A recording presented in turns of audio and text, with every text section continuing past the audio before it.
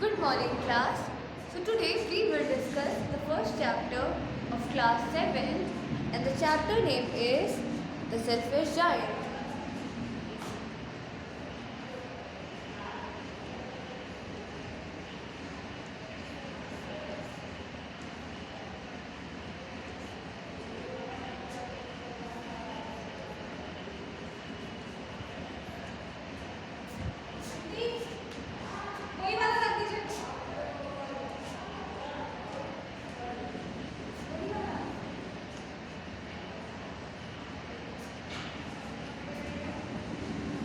Page number 5.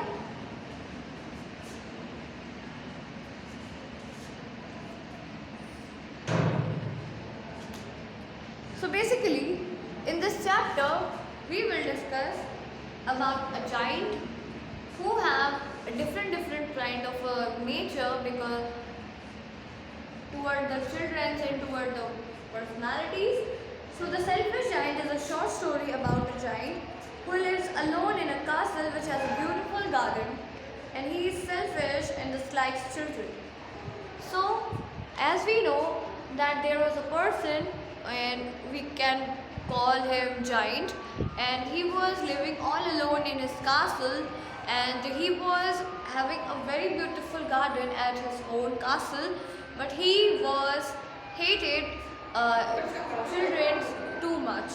So, but when Spring refuses to visit his garden, he learned to appreciate children and grows to love them immensely. First of all, when something changes toward his castle, like the atmosphere environment changes alternately all over his castle environment, so he all of a sudden became very different from starting, and he started loving children and giving them love and respect and appreciate the growth of them. So कह सकते हैं कि कहीं ना कहीं इस पूरी कहानी में एक कौन है, एक सेल्फिश जाइंट है. तो बेसिकली उस जाइंट के बारे में ये बताया गया. जाइंट का मतलब ही होता है राक्षस.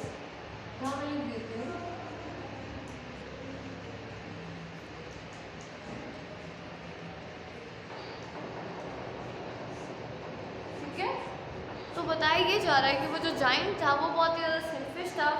वो सिर्फ अपने बारे में जानना चाहता था या बोलता था या सोचता था, और उसके पास एक बहुत सुंदर महल था, और उस महल में वो अकेले रहता था, और उसके महल के पास एक बहुत सुंदर ब्यूटीफुल गार्डन भी था. और लेकिन वो फिर भी बच्चों से बहुत ज़्यादा चिढ़ता था. और लेकिन एक समय की बात है जब उसके महल के आसपास अच्छी मौसम या सुहावना मौसम आने से मना कर देते हैं, तब उसके अंदर कुछ चेंजेस आते हैं और वो बच्चों की रिस्पेक्ट करना स्टार्ट कर देता है अचानक से, और उन्हें प्यार करना भी शुरू कर देता है.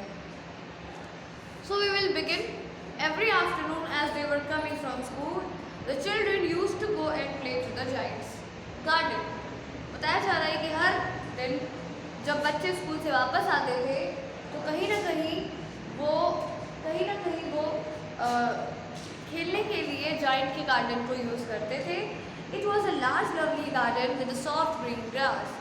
वो जो गार्डन था वो बहुत ज़्यादा ब्यूटीफुल था, और साथ ही साथ वो बहुत ही ज़्यादा कह सकते हैं लवली गार्डन था, और जिसकी ग्रास बहुत ही ज़्यादा सॉफ्ट थी. Here and there over the grass stood beautiful flowers like stars, and there were 12 peach trees that in springtime broke into the delicate blossom of pink and pearl in the autumn and bore rich fruit. क्या बताया गया कि वो garden बहुत ज़्यादा बड़ा था, और उसमें बहुत सॉफ्ट ग्रीन ग्रासेस थे, और इधर और उधर हर जगह ग्रास पड़े रहते थे जहाँ पे छोटे छोटे फूल निकलते थे बिल्कुल स्टार्स की तरह. और वहाँ पे 12 पीच के प्लांट्स थे, और स्प्रिंग टाइम में वो एक ब्लॉसम पिंक और पीच कलर के निकलते थे पर्ल जैसे. और ब्लॉसम का मतलब होता है कि जब फूल बहुत ही सुंदरता से झड़ते थे. इन ऑटम के समय में वो बहुत ही अच्छा फ्रूट बियर करता था. The bird sat on the trees and sang so sweetly that the children used to stop their games to listen to them. मतलब जो बर्ड्स वहाँ पर आती थी वो इतने अच्छे तरीके से गाने गाती थी, इतने मीठे स्वर में गाने गाती थी कि बच्चे जो वहाँ पर खेल रहे होते थे वो भी अपने गेम को छोड़कर उनको सुनना शुरू कर देते थे। How happy we are here, they crowd at each other. वो इतना खुश होते थे उस जगह पर जाकर कि उन्हें ये सारी चीज़ें बहुत ज़्यादा अट्रैक्ट करती थी। वो जो ब्यूटी थी गार्डन की, और साथ ही साथ ब्यूटी ऑफ गार्डन तो था ही, और उसके अलावा आपका जो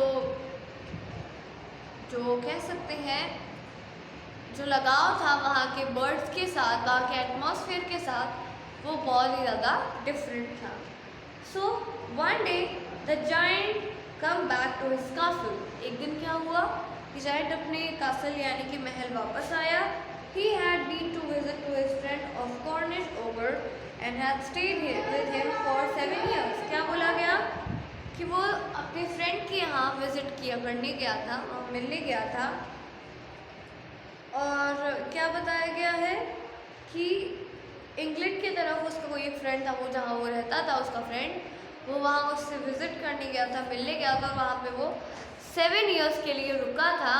After 7 years when he came back to his own castle, what are you doing here? He cried in a very gruff voice and the children ran away. बहुत ही तेज़ी के साथ वो बच्चों पे चिल्लाता है कि तुम लोग यहाँ क्या कर रहे हो, और ऐसा कहते ही बच्चे वहाँ से भाग जाते हैं। So my own garden is my own garden, said the giant. I will allow nobody to play in myself. So he built a high wall all around it and put up a notice board. क्या कह सकते हैं कि उसने चीखते हुए एक चीज़ कही कि ये सिर्फ मेरा गार्डन है, सिर्फ मेरा, और मैं इसमें किसी को भी आने को नहीं दूंगा, ना खेलने दूंगा, सिर्फ मैं ही इसमें खेलूंगा और मैं ही इसमें रहूँगा। और उसने क्या की, बहुत बड़ी सी दीवार उसके आसपास बना ली ताकि उस जगह पर कोई भी ना आ सके। और उस नोटिस बोर्ड पे क्या लिखा हुआ था? ट्रेसपासर्स विल बी प्रोसिक्यूटेड। क्या लिखा हुआ था?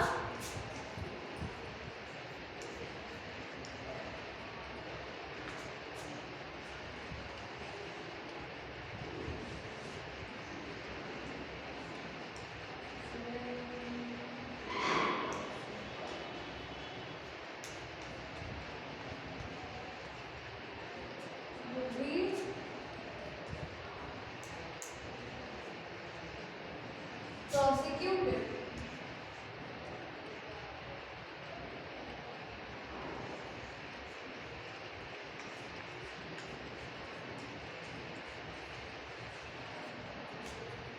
उसके नोटिस बोर्ड पे ये चीज़ें लिखी हुई थी, इट मीन्स बाहर के लोगों को यहाँ पर आने की इजाज़त नहीं है।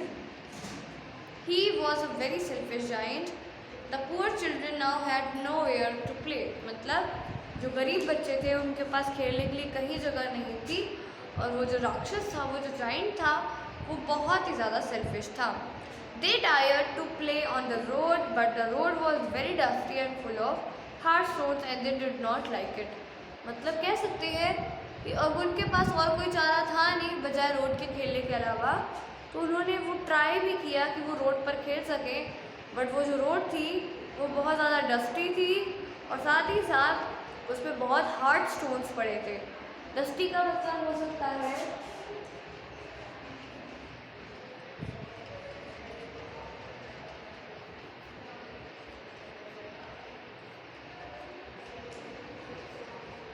धूलमयी, मतलब धूल जैसी, धूल सारी बहुत सारी थी वहाँ पे। और एक और चीज़ क्या थी यहाँ पे? Hard stones.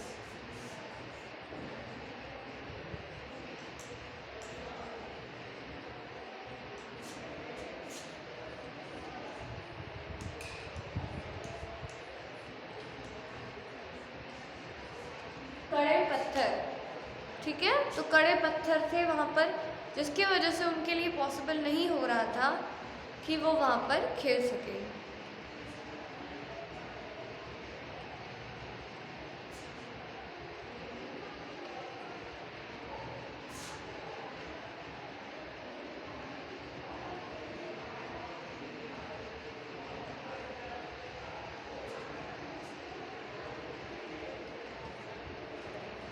Then after that, they used to wander round the high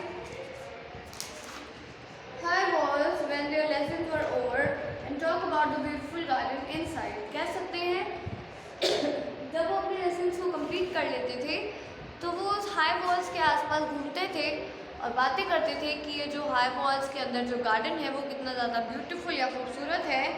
how happy we were there they said to each other. और वो इस चीज़ के लिए कमांड करते थे कि वो जो गार्डन था वो कितना ज़्यादा ब्यूटीफुल है और वहाँ पर हम लोग कितने खुश रहते थे और कितने मस्ती के साथ हम वहाँ खेलते थे, इंजॉय करते थे. और ये सारी चीज़ें वहाँ पर उनको बताई गई. तो या फिर ये सारी चीज़ें वो लोग उनसे बातें किया करते थे. और जैसा कि आप पेज नंबर 6 पे देख सकते हो कि उन्होंने जाइंट ने किस तरीके से बच्चों के साथ बिहेव किया और किस तरीके से उनको अपने गार्डन में आने नहीं दिया और भगा दिया. The spring came all over the country and there were little blossom and little birds only in the garden of silver giants still winter. क्या बोला गया कि अब मतलब सुहावना मौसम आ चुका था, स्प्रिंग्स आ चुके थे और हर जगह पूरे कंट्री में खुशहाली आ गई थी, हरियाली आ गई थी और हर जगह पेड़ फूल निकलना शुरू हो गए थे. पर एक जाइंट का ही जो गार्डन था वहाँ पर अभी तक ठंड थी. Only the but birds did not care to sing in it as there were no children and the trees forgot to blossom. कह सकते हैं कि जो भी जो प्लांट्स थे वहाँ पे ना उनमें कोई किसी तरीके के चेंजेस आ रहे थे, ना ही बर्ड्स उस जगह पे गाना गाना चाह रही थी क्योंकि वहाँ पर बिल्कुल भी कोई भी चिल्ड्रंस नहीं थे और जो हरियाली हो रही थी पेड़ों में वो भी एकदम ख़त्म सी हो गई थी. So once a beautiful flower put its head out from the grass, but when it saw the notice board, it was so sorry for the children that it slipped back into the ground again. मतलब एक पेड़ निकलने वाला था, अचानक से एक फूल निकलने वाला था, लेकिन जैसे ही वो फूल उस नोटिस बोर्ड को देखता है जिसमें ये लिखा हुआ था ट्रेसपासर्स विल बी प्रोसिक्यूटेड, तो जैसे ही वो इस चीज़ को देखता है तो वो तुरंत ही इनसाइड हो जाता है, अब इन हो जाता है और सो जाता है, स्लीप.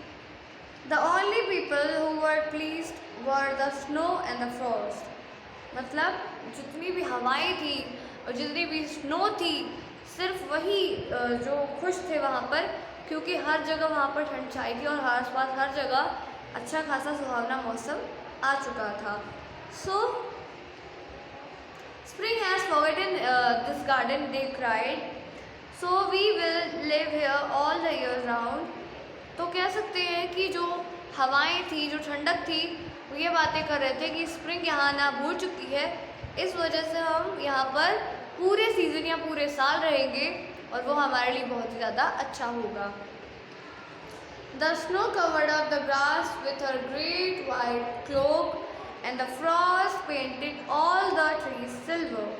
कह सकते हैं कि जो स्नो थी वो सारे ग्रास को, ट्रीज़ को कवर कर रखा था और हर जगह एक मोटी लेयर बन चुकी थी. किसकी? कोल्ड विंड्स की और जो वहाँ पर जो बर्फ़ें थी उनकी. And the Frost painted all the trees silver. सारे के सारे ट्रीज़ कैसे अपीयर होने लग गए थे सिल्वर कलर के. Then they invited the north wind to stay with them and he came. मतलब उन लोगों ने इनवाइट किया कि जो नॉर्थ के विंड्स हैं, ठंडी हवाएं हैं, वो भी उनकी तरफ आएँ और उनका साथ दें, और वो आए भी.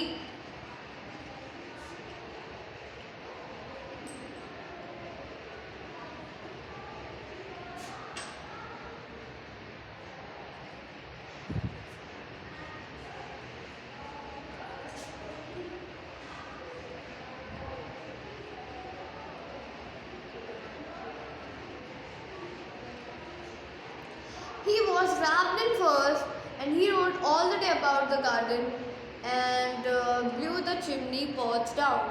This is a delightful spot. This is a delightful spot, he said. We must ask the hare to visit us. मतलब बहुत तेज़ों से हवाएं चलने लग गई उसके गार्डन में. हर जगह तूफान आते थे, हवा उड़ती थी और साथ ही साथ ये सारी चीज़ें उनको डिस्टर्ब क्या करती थी.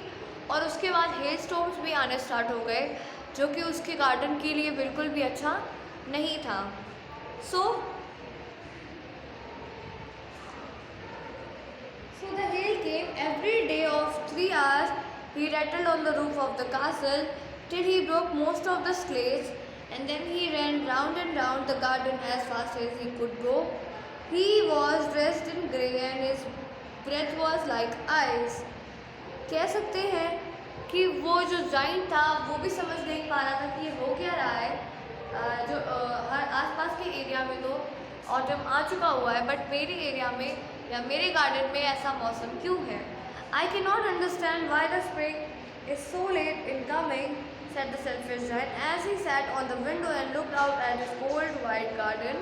I hope there will be a change in the weather. कह सकते हैं कि वो बहुत ज़्यादा परेशान था इस चीज़ की वजह से, और वो समझ ही नहीं पा रहा था कि किस वजह से उसके गार्डन में ऐसा एटमॉस्फेयर बना है। और वो ये होप कर रहा था, कि आशा कर रहा था कि जल्दी से उसके गार्डन का एटमॉस्फेयर चेंज हो और वो आने वाले टाइम में अपने जो गार्डन है उसके माहौल को चेंज होता देखे।